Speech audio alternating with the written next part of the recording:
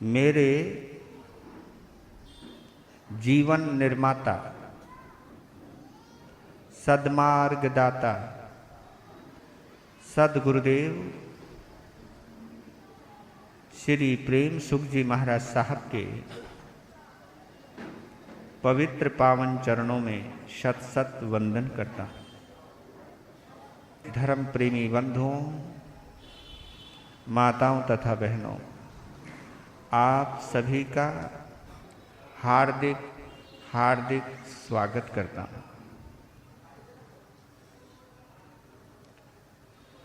धर्म न दूजा सत्य समाना,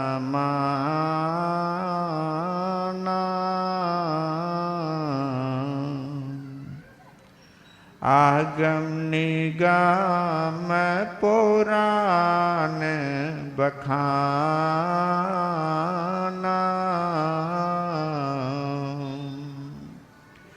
साच बराबर तप नहीं,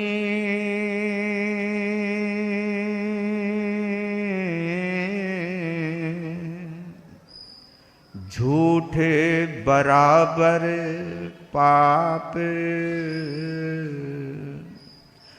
जाके हृदय साच है, ताके हृदय प्रभु आप, सतमत छोड़ बावरे,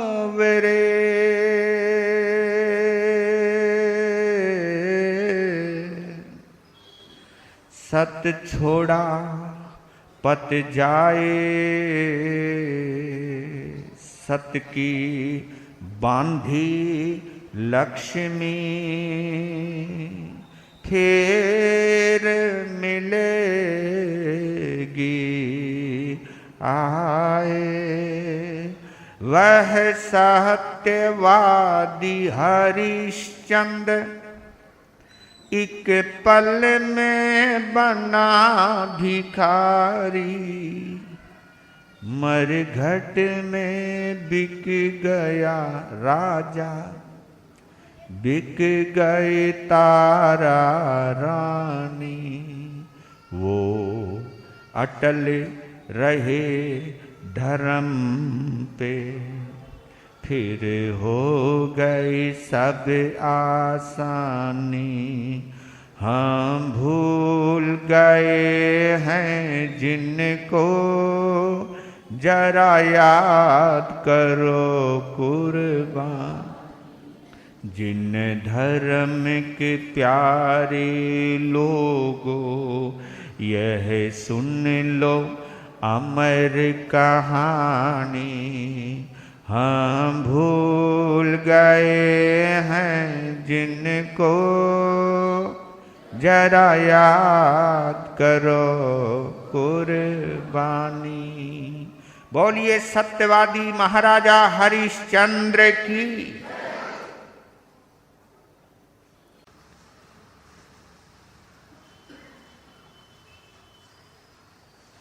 आप लोग सुन रहे थे,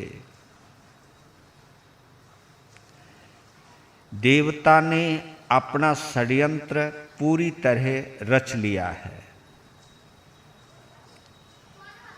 खुद तो सामने आने की हिम्मत नहीं, उसने रास्ता निकाला कि किसी भी तरह से राजा हरिश्चंद्र को विश्वामित्र से भिड़ा दो। बस एक बार विश्वामित्र भड़क गए, फिर वो ऐसा नाच नचाएंगे कि हरिश्चंद्र को पता चल जाएगा। विश्वामित्र के आगे देवता नहीं टिक पाते तो मनुष्य की औकात क्या है। उसने सही इंसान को चुना होगा, क्योंकि जिसकी बुद्धि जिस तरफ चलती है वहां पर वो पूरी तरह अपनी इस बुद्धि का उपयोग करता है। पहली बात तो वो इसी इरादे से ऊपर से नीचे आया है कि मैंने हरिश्चंद्र को सत्य से डिगाना है, देवलोक की लाज बचानी है, इंद्र को लज्जित करना है और अपना नाम ऊंचा करना है। क्योंकि इंद्र को अगर किसी ने चुनौती दी है तो मैंने दी है, और सारे देवी देवता इस बात से प्रसन्न भी होंगे, क्योंकि अपने आप ही सोचना है, प्रसन्न भी होंगे और मेरा लोहा मानेंगे। इतने कुत्सित विचारों के साथ अयोध्या आया है, जाल बिछाया है, विश्वामित्र को पहले फंसाया है, अप्सराओं को कुपित होकर श्राप दिया है। किसने? विश्वामित्र ने। और वे अप्सराएं लताओं से चिपक गई हैं, जमीन पर पांव जमीन से चिपक गए, हाथ लताओं से चिपक गए, और उसके बाद बंधे हुए हाथों में, चिपके हुए पांवों में, उसके बीच में जो वेदना का संचार किया, पीड़ा का संचार किया, उस पीड़ा ने उन अप्सराओं को तोड़ के रख दिया।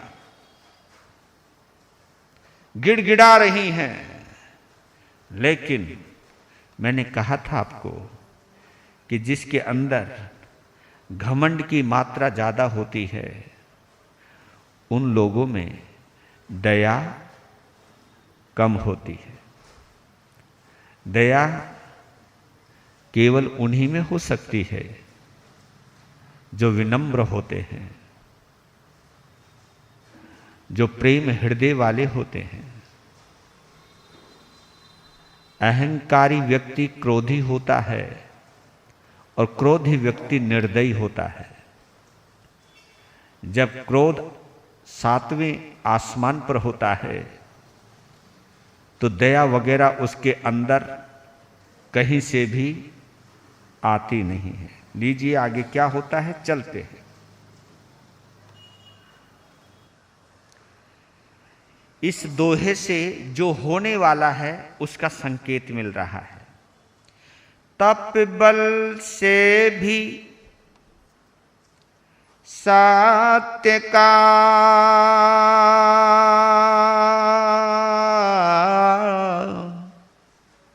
बल है अपरंपार।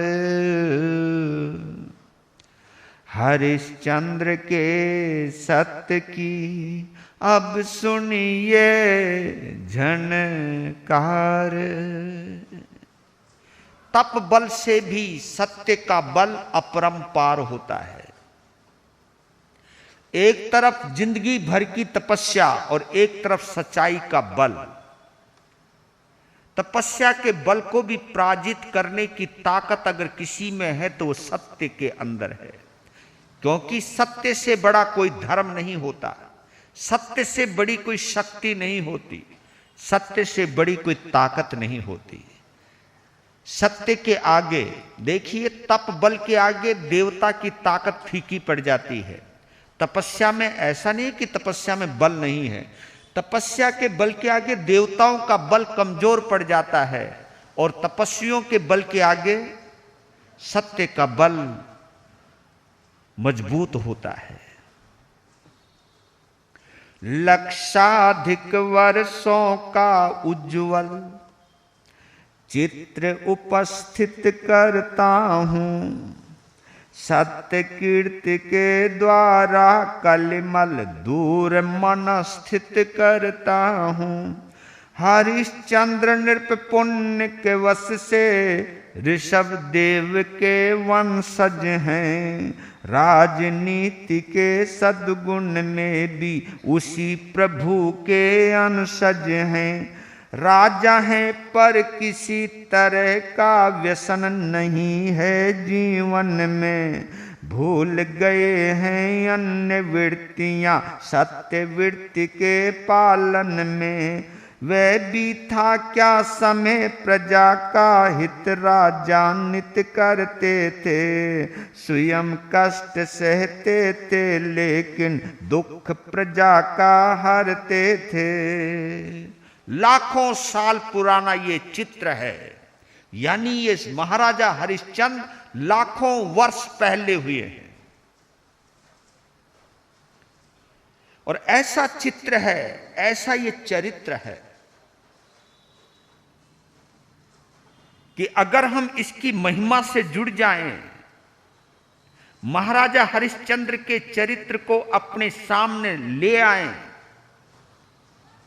उसके चित्र को, उसकी सत्य की महिमा का अगर हम थोड़ा सा भी मनन करें, थोड़ा सा भी चिंतन करें, थोड़ा सा भी विचार करें, विचार करने मात्र से हमारे अंदर मन स्थित, यानी मन के अंदर ठहरा हुआ कहीं से भी झूठ का जो मैल है, असत्य की जो गंदगी है, केवल चिंतन करने मात्र से वह मैल, वह गंदगी दूर हो जाती है। ये ताकत है सत्यवादी महाराजा हरिश्चंद्र की कथा का। क्योंकि जितने गहराई में हम जाएंगे तो निश्चित रूप से अंदर एक भाव तो जरूर उठेगा कि धन्य हो उनको कि जिन्होंने किसी भी परिस्थिति के अंदर अपने सत्य को कोई आंच नहीं आने दी। क्या हिम्मत थी, क्या गरिमा थी, क्या महिमा थी। केवल इतना गुणगान करने से, केवल इतना अनुमोदना देने से आपके अंदर रहा हुआ झूठ का मैल दूर हो जाता है, मन से पवित्र हो जाते हो। क्योंकि मेरे भाइयों, ये आप लोग जानते हो, विचारों से ही मैल अंदर आता है और विचारों से ही मैल बाहर जाता है। गंदे विचार जो होते हैं वो बाहर की गंदगी को अंदर की तरफ खींच लेते हैं, और स्वच्छ विचार, शुद्ध विचार जो है वो अंदर की गंदगी को बाहर निकाल देते हैं। बस इसी पर टिका हुआ है हमारा और तुम्हारा। क्योंकि जैन धर्म तो विशेषकर भावों के ऊपर ही टिका हुआ रहता है, भावों पर ही चलता है। ये सब सारा खेल हमारे यहाँ किसका है? भाव का है। भाव है तो प्रभाव है, भाव का ही चमत्कार है। और संयोग है, जिस वंश के अंदर हमारे प्रथम तीर्थंकर भगवान ऋषभदेव हुए, उसी वंश के अंश हैं सत्यवादी हरिश्चंद्र। उसी वंश के अंश हैं, उसी वंश के प्रतिनिधि हैं। वही उनका गोत्र है जो ऋषभदेव भगवान का है, वही राजा हरिश्चंद्र का भी गोत्र है। उसी वंश परंपरा में हमारे सत्यवादी महाराजा हरिश्चंद्र हुए हैं।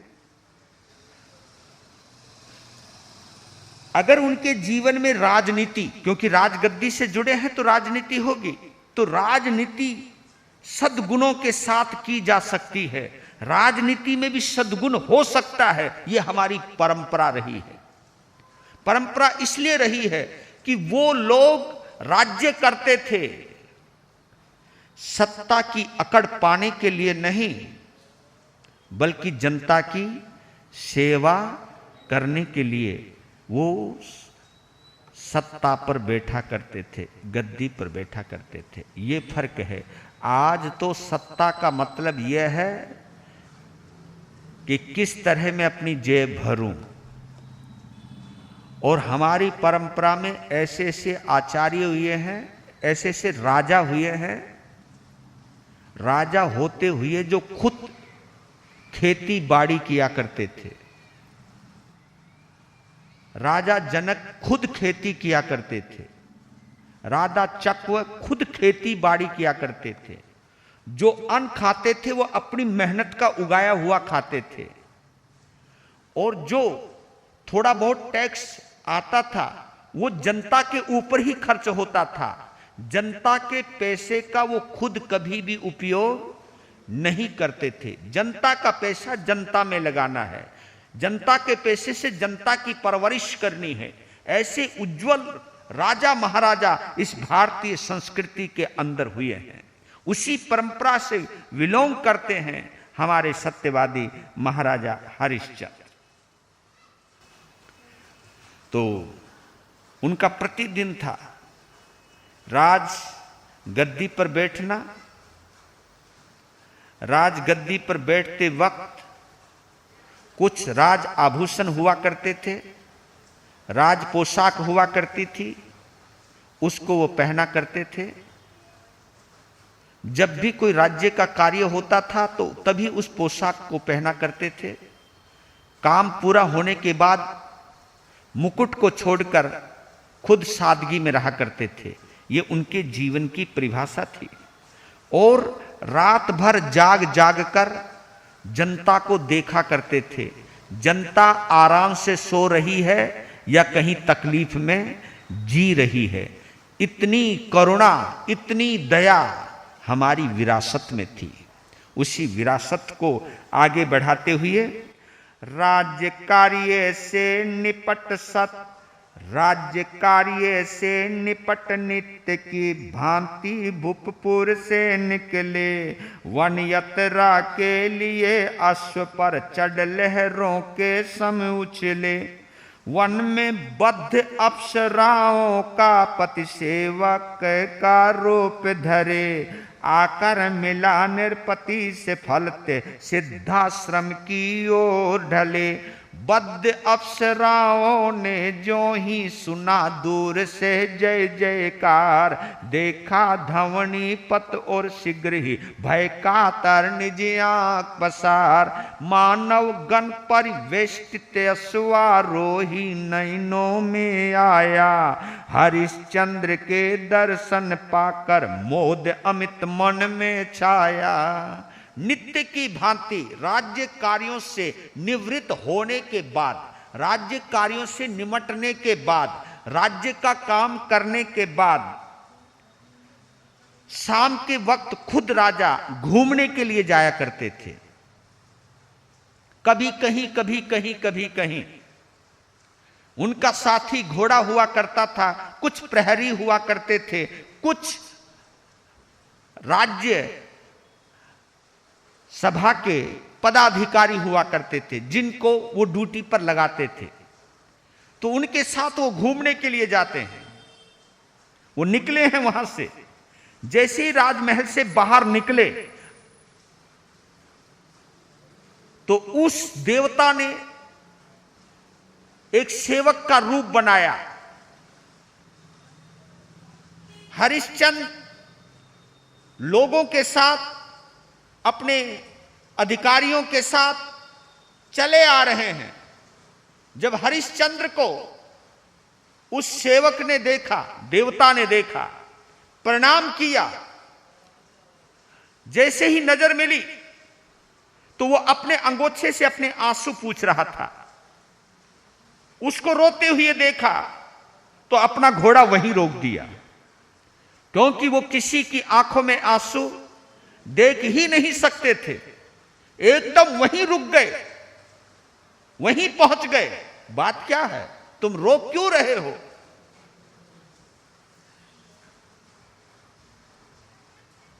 हमारी महिलाएं सिद्धाश्रम में बंधन में पड़ी हुई हैं। क्या? सिद्धाश्रम में बंधन में पड़ी हुई हैं। ये शब्द सुने राजा हरिश्चंद्र ने कहा कि चलो चलते हैं। तो पीछे जनता है। महाराजाधिराज हरिश्चंद्र की जय हो।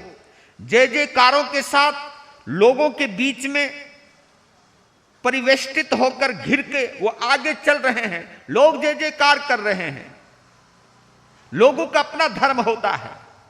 क्योंकि ऐसे उपकारी राजा को पाकर के दिल से ही आवाज आ रही है। जब भी वो राजा हरिश्चंद्र को देखते थे सबसे पहले उनकी जय जयकार किया करते थे। जय जयकार करके जनता अपनी कृतज्ञता प्रकट किया करती थी।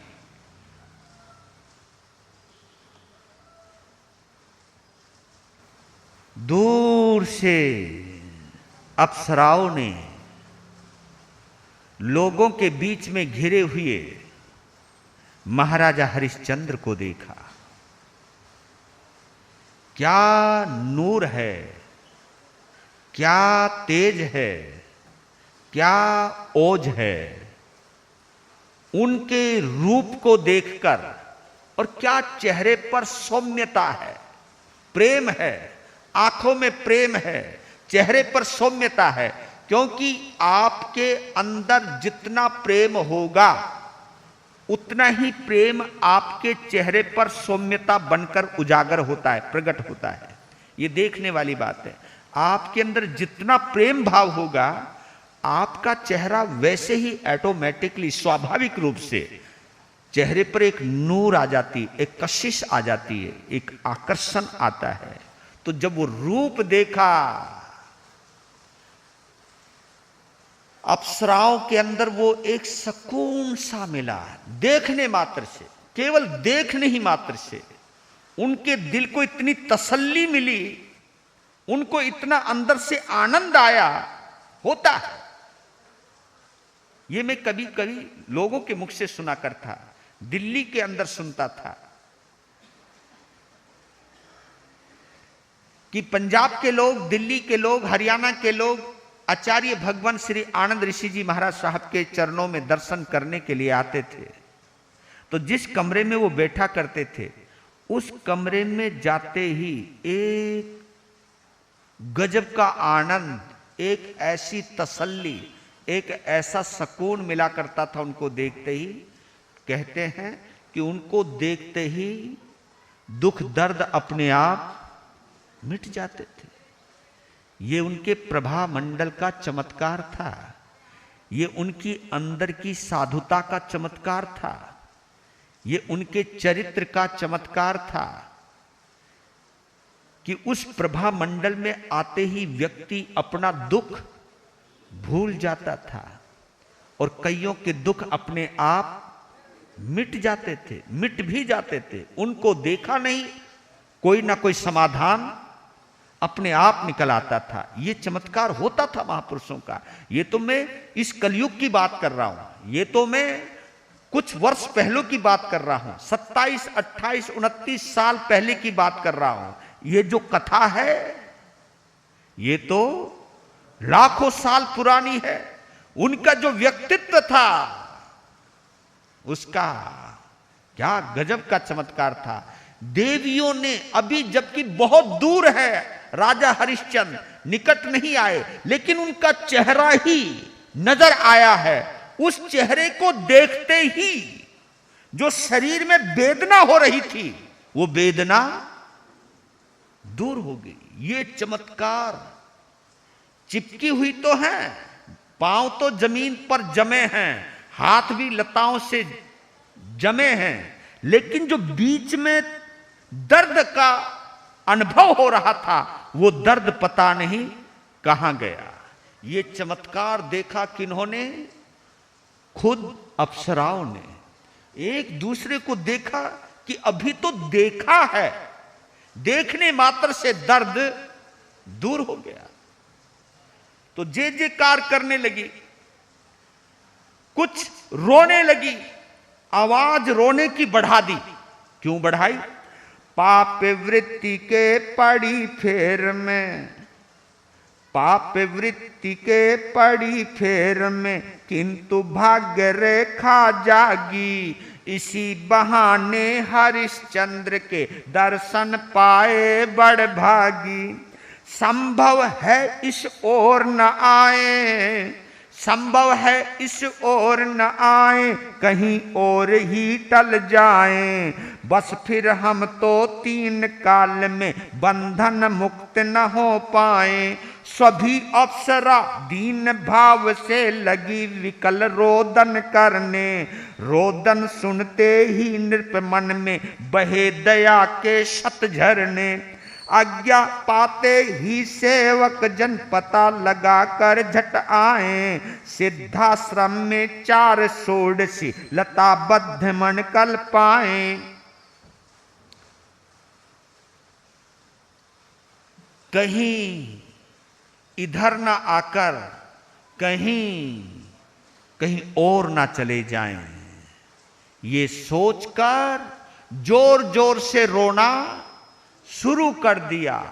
उनके रोने की करुण ध्वनि हरिश्चंद्र के कानों में टकराई। रुक गए, ये आवाज कहां से आई? सेवक की तरफ देखा। सेवक ने कहा, इशारा किया इधर। तुरंत अपने अधिकारियों को भेजा, तुरंत आए। कहा कि 4 षोडशी, क्योंकि मैंने आपको पता नहीं बताया था, नहीं बताया था, षोडशी उसे कहते हैं क्योंकि जो देवियां होती हैं ना, उनकी उम्र ऐसी ही रहती जैसे 16 साल की हों। 16 साल की हों, उनकी उम्र वहीं टिक जाती है। देवी और देवता जितने भी होते हैं वो हमेशा जवान ही होते हैं, उनको कभी बुढ़ापा आता ही नहीं है। चाहे कितनी बड़ी उम्र हो जाए, वो 16 साल की ही लगती है। कहा कि 16 साल की 4 कन्याएं देवियां बंधी हुई हैं। तुरंत पहुंच गए, तक्षण आश्रम में चले आए। लगे देवियों से कहने, किस कारण कब किसने बांधा, पड़े घोर संकट सहने। नाथ अप्सरा हम उपवन में क्रीड़ा करने आई थे। पुष्प सुगंधित तोड़ लिए थे, कुछ मन में नहीं बुराई थी। झूठ बोल रहे हैं।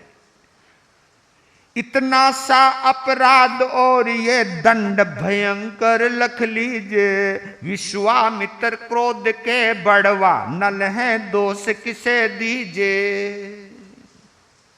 तुरंत सामने पहुंच गए राजा हरिश्चंद्र। देवियों से कहने लगे, पूछने लगे,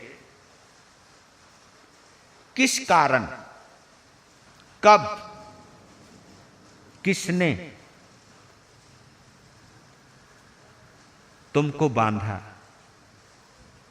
पहले कारण क्या था ये बताओ, कब बांधा और किसने बांधा,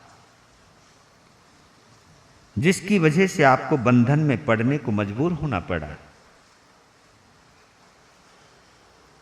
अब कोई भी अपराधी है, अपनी गलती तो हमेशा वो छोटी ही, ये तो स्वभाव है ना। कोई भी अपराधी है वो अपने अपराध को छोटा करके ही बताता है। कहा कि स्वामी ये उपवन बहुत अच्छा लगा, हम यहां क्रीड़ा करने के लिए आई और कुछ फूल तोड़ लिए थे पूजा करने के लिए। हमने भगवान के चरणों में अर्पित करने थे तो कुछ पुष्प तोड़ लिए, बस ये हमारा अपराध है। और इतने छोटे से अपराध का ये फल है कि विश्वामित्र तो खुद चलती फिरती आग है, आग। उन्होंने देखा, एकदम भड़क गए और हमको बंधन में डाल दिया। हाँ। हरिश्चंद्र ने निष्पक्ष भाव से ये बात सुनी, लेकिन वो समझ गए कि गलती बड़ी है, लेकिन उसे छोटा करके बताया जा रहा है, क्योंकि अंदर समझ में आ गया। लेकिन फिर भी एक वो बात समझ गए और कहने लगे ऋषि आश्रम में तुम्हें उपद्रव, ऋषि आश्रम में तुम्हें उपद्रव कभी न करना चाहिए था। क्या गौरव है तपोधनों का तुम्हें समझना चाहिए था। तुमने गुरु अपराध किया है, तुमने गुरु अपराध किया है, किंतु दंड उससे गुरुतर। मुनिजन तो अपराधी पर भी रहते हैं करुणा मृदुतर। कहा कि तुम्हें ऋषि आश्रम में कोई उपद्रव नहीं करना चाहिए था, यह तुम्हारी गलती है। आखिर कहीं ना कहीं ऋषि मुनियों के आश्रम की मर्यादा रखनी चाहिए थी, और तुमने कोई बहुत बड़ी गलती की है। यह मैं देख रहा हूं, तुम्हारे दंड से मुझे पता चल रहा है कि तुमने कोई बड़ी गलती की है। चलो अब कर चुके हो तुम गलती, पर लेकिन एक बात जरूर ध्यान रखना देवियों, जिंदगी के अंदर तुम जैसी देवियां ही अगर तपस्वियों का मान नहीं करेंगी तो कौन करेगा। तुम ही अगर गुरुओं का मान नहीं रखोगी, उनका तुम अपमान करोगी, उनके आश्रम में उपद्रव करोगी, उनके आश्रम को कुछ तोड़ फोड़ करोगी, यह तुमने अच्छा नहीं किया है। तुम्हारा अपराध बड़ा है, तुम्हें अपनी गलती माननी चाहिए, और तुम अपनी गलती को अभी छोटा करके बता रहे हो। देवियों ने देखा, भाई कमाल है, यानी हमारी गलती हमने बेशक से उसे छोटा करके बताया, लेकिन जो निष्पक्ष होता है वो वही देखता है जिसने जितना अपराध किया है। वो चारों एक दूसरे का चेहरा देखने लगी और आंखें झुका ली, यानी जो अपना अपराध छोटा करके बताया था उसके प्रति उन्होंने अपनी ओर से अफसोस जाहिर किया।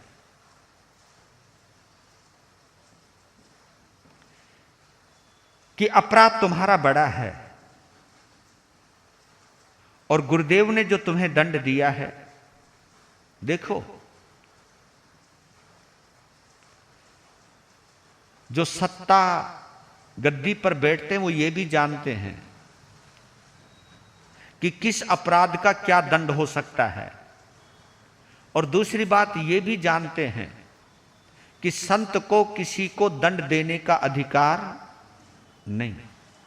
ये एक बात बतला रहा हूं कि संत को किसी को भी दंड देने का अधिकार नहीं है। क्यों नहीं है?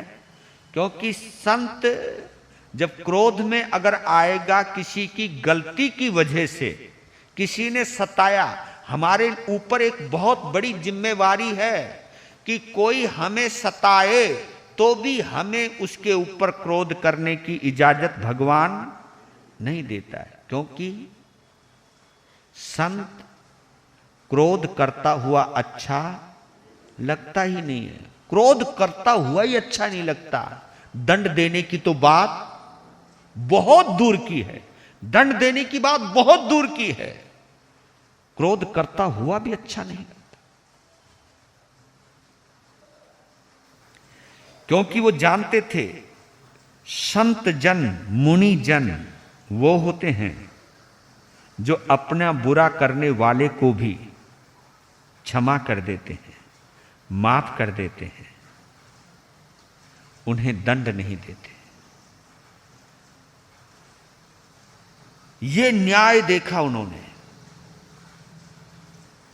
तब वो अप्सराएं कोशिश कर रही हैं, हाथ तो नहीं जोड़ पाई लेकिन प्रयास किया है, इसलिए कवि ने बोला हाथ जोड़कर।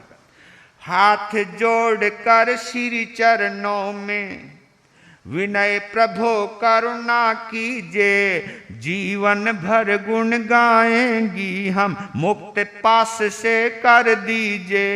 अभी छुड़ा देता हूं तुमको, मन में खेद न करिएगा, पर भविष्य में कभी किसी आश्रम में विघ्न न करिएगा।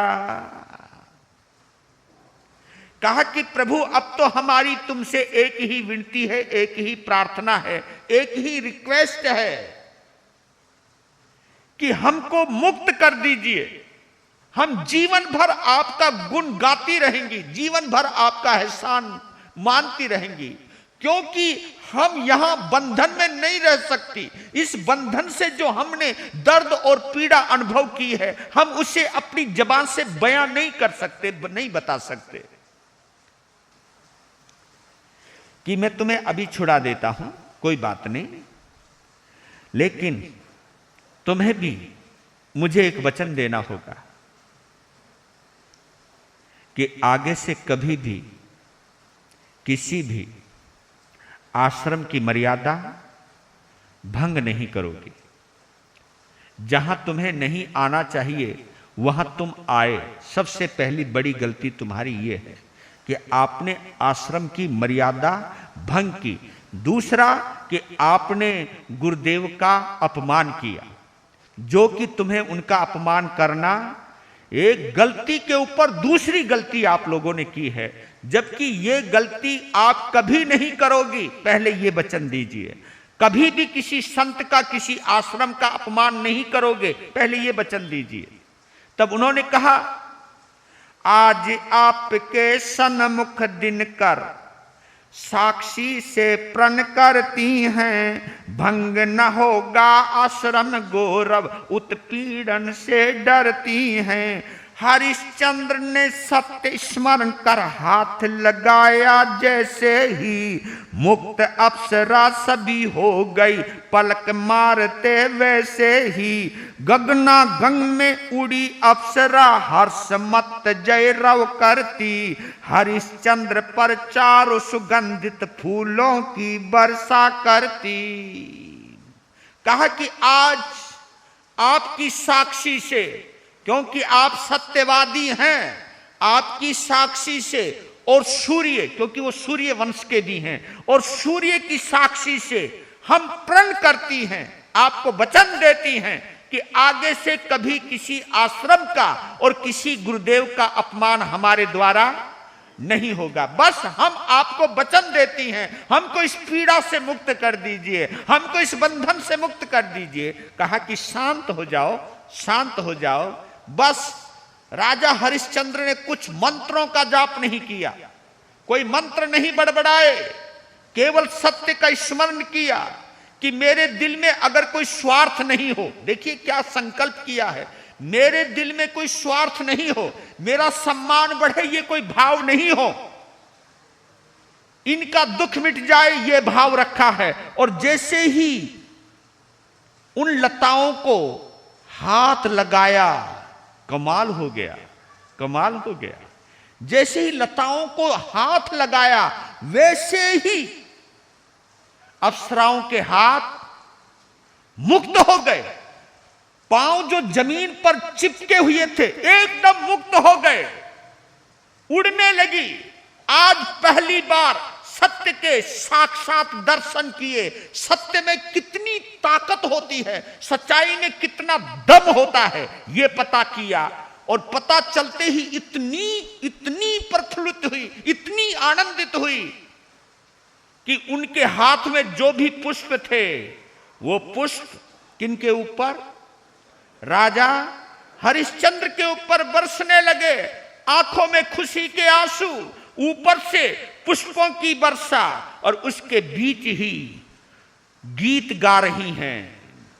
कौन? अप्सराएं गीत गा रही हैं। वो गीत हम भी गाते हैं, तुम भी गाओ। लग गई लग गई लग गई हो प्रीति, लग गई आज सत्य से, लग गई लग गई लग गई हो प्रीति, लग गई क्योंकि जब हम कोई चमत्कार देखते हैं सत्य का तो एकदम सत्य के प्रति जो प्रेम होता है वो प्रकट होने लगता है। तो वो गा रही हैं, लग गई लग गई लग गई हो प्रीति लग गई आज सत्य से, लग गई लग गई लग गई हो प्रीति लग गई। पूर्व पुण्य से शुभ दिन आया, पूर्व पुण्य से शुभ दिन आया, सत्य मूर्ति का दर्शन पाया, सत्य मूर्ति का दर्शन पाया। दिल की कलियां खिल गई हो प्रीति लग गई आज सत्य से, दिल की कलियां खिल गई हो प्रीति लग गई आज सत्य से, लग गई लग गई लग गई हो प्रीति लग गई आज सत्य से, लग गई लग गई लग गई हो प्रीति लग गई आज सत्य से।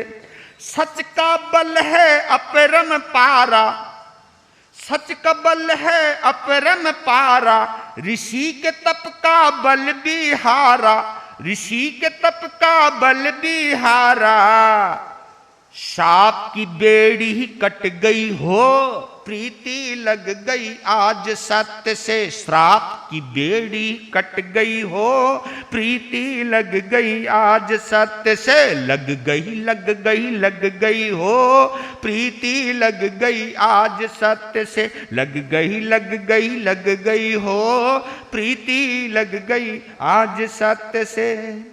पर दुख भंजन पर उपकारी, पर दुख भंजन पर उपकारी, अति मानव करुणा अवतारी, अति मानव करुणा अवतारी।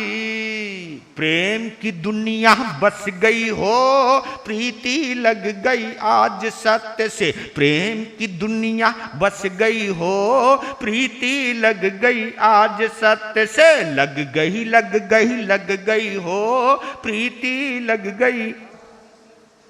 कैसा है सुंदर मुखमंडल, कैसा है सुंदर मुखमंडल, झलक रहा है तेज अचंचल। आपको देखकर पाप की वृत्तियां डर गई हो प्रीति लग गई आज सत्य से, पाप की वृत्तियां डर गई हो प्रीति लग गई आज सत्य से, लग गई लग गई लग गई हो प्रीति लग गई। जब दिल बड़ा प्रसन्न होता है तो दिल क्या दुआ देता है, और सुनिए क्या बोला है उसने, अमर सत्य पर अचल रहेंगे। ये दुआ दे रही है कौन? अप्सराएं। अमर सत्य पर अचल रहेंगे, कोई भी माई का लाल तुम्हें सत्य से डिगा नहीं पाएगा। अमर सत्य पर अचल रहेंगे, निश्चित है पति विफल रहेंगे, निश्चित है पति विफल रहेंगे, क्योंकि सत्य की झांकी मिल गई हो प्रीति लग गई आज सत्य से, सत्य की झांकी मिल गई हो प्रीति लग गई आज सत्य से, लग गई लग गई लग गई हो प्रीति लग गई आज सत्य से। कहा कि ये हमारी दुआ है, मन ही मन बोला होगा, ये हमारी दुआ है, कोई भी तुम्हें सत्य से डिगा नहीं सकता, और चाहे वो हमारा पति भी क्यों ना हो। जिस बुरी भावना से वो यहां आए हैं, वो मन ही मन बोल रही हैं, जिस भी बुरी भावना से वो आए हैं वो कभी भी अपने कुकृत्य में सफल नहीं हो पाएंगे। सत्य की क्या ताकत होती है आज हमने खुद महसूस की है। तपस्वी का तप का बल किस तरह सत्य के बल के आगे हार गया, ये हमने देखा है। और क्या चेहरे पर नूर है, क्या आंखों में प्रेम है, क्या दिल में करुणा है, क्या मुख में मिठास है, क्या जीवन में श्वास है, सुगंध है, ये सब हमने अनुभव किया है। और इसी से प्रभावित होकर के पुष्पों की बारिश करती करती उड़ गई उड़ गई उड़ गई उड़ गई उड़ गई। बोलिए सत्यवादी महाराजा हरिश्चंद्र की। भाइयों, कलयुग की बातों का लक्ष्य न मन में अनुलाए। ये बहुत गहरी बात कही है। भाइयों कलयुग की बातों का लक्ष्य न मन में अनुलाए, पूर्व युगों के महासत्य की ओर दृष्टि को दौड़ाएं। क्योंकि आज के आदमी को सच्चाई के ऊपर भरोसा, ये तो मानोगे ना। और कभी कोई सत्य के मार्ग पर चलता है तो लोग उसका मजाक भी बनाते है ना। कहने वाले तो कह देते हैं कि आया सत्यवादी की औलाद, आई हरिश्चंद्र की छठी औलाद। मतलब क्या क्या बोलते हो आप लोग। जो कुछ सही मार्ग पर चलता है हम उसका मजाक बना देते हैं। ये कहते कि कलयुग की बात को ध्यान में रख करके ये कथा नहीं सुननी, सुनना है अपनी पुरातन कथा को, अपनी सनातन कथा को, प्राचीन कथा को, कि कैसे कैसे आदर्श हमारी इस धरती पे हुए हैं महासत्य की तरफ। क्योंकि हमने ये हिसाब लगाया है उसने बेईमानी की तो वो इतना बड़ा हो गया और वो बेचारा सत्य के रास्ते पे चला तो बर्बाद हो गया। हम यही तो बोलते हैं, वो सत्य के रास्ते पे चला तो बर्बाद हो गया, वो 2 नंबर का काम करता है, माला माल रहता है। लेकिन ये खेल सत्य का और झूठ का नहीं है। क्योंकि गलत काम करते हुए भी जो अगर आगे बढ़ रहे हैं वो केवल अपने पुण्य का उपयोग कर रहे हैं। लेकिन जब पुण्य का खेल खत्म होगा ना, उनको उस रास्ते पर आना ही पड़ेगा, उन्हें पछताना ही पड़ेगा। इसलिए कहता हूं धर्म के रास्ते का दुख भी अच्छा होता है और पाप के रास्ते का सुख भी खतरनाक होता है। क्यों? क्योंकि धर्म के रास्ते का दुख महासुख में कब बदल जाए कह नहीं सकते, लेकिन पाप के रास्ते का सुख कब महादुख में बदल जाए इसका कभी पता नहीं चलता है। ये हमें मानकर ही चलना चाहिए, ये हमें दिल में सोचकर ही चलना चाहिए। कितनी महिमा प्रबल सत्य की, तप बल भी निःशक्त हुआ, आज पराजित एक गृही के आगे एक विरक्त हुआ। ये देखिए इस लाइन में, इस पंक्ति में, 2 पंक्तियों में क्या गहरी बात कही है कि प्रबल सत्य की क्या महिमा है। इससे पता चलता है कि तपस्वी के तप का बल भी हार गया। विश्वामित्र एक बहुत बड़े सन्यासी हैं, जबकि राजा हरिश्चंद्र एक गृहस्थी हैं, घर में रहने वाले हैं, पत्नी के साथ बच्चों के साथ रहने वाले हैं। और वो इतना बड़ा सन्यासी वो किसके आगे हार गया? एक गृहस्थी के आगे हार गया। गृहस्थी में अगर सत्य है तो उस साधु से बड़ा है जिस साधु के अंदर क्रोध है, अभिमान है, माया है, कपट है, स्वार्थ की भावना है। संत होते हुए भी, तो संत कितना बड़ा त्यागी क्यों ना हो, लेकिन अगर उस त्याग का इस्तेमाल अपने को पुजवाने के लिए, अपनी महिमा बढ़ाने के लिए, अपना अहंकार बढ़ाने के लिए अगर उस तपस्या का उपयोग करता है तो वो तपस्या का फल कभी ना कभी गलत ढंग से मिलने वाला है। वो गृहस्थी भी अच्छा है जो दया करता है, प्रेम करता है, सत्य के पथ पर चलता है। और ये कहा है तप जितना मुनि चाहे कर ले। ये मैं नहीं बोल रहा हूं, ये इस चरित्र के रचयिता बोल रहे हैं। और वो भी कोई छोटे मोटे संत नहीं, उपाध्याय कवि अमर मुनि जी महाराज साहब जो विद्वता के भंडार थे, वो बोल रहे हैं, मुनि होते हुए बोल रहे हैं। और कितना बेबाकी से बोला है उन्होंने। मैं उन्हें प्रणाम करता हूं, उन्हें नमन करता हूं। तप जितना मुनि चाहे कर ले, तप जितना मुनि चाहे कर ले, किंतु क्रोध यदि शांत न हो। तप चाहे मुनि कितना कर ले, किंतु क्रोध यदि शांत न हो। उससे गृही प्रशंसित है, जो तन मन सत्य परायण हो। हरिश्चंद्र कर भ्रमण कर लौटे, फिर अपने महलों आए। वन घटना को भूल गए, लक्ष्य नहीं मन में आए। साधु चाहे कितनी तपस्या कर ले, लेकिन अगर क्रोध है, शांत नहीं है, जो बात बात में कहता है मैं तपस्वी हूं, उल्टा बोलोगे तो भस्म कर दूंगा, मेरे से जरा बच के रहो, मेरे आगे होश संभाल के बोला करो, मैं कभी भी अपनी लब्धियों का इस्तेमाल कर सकता हूं।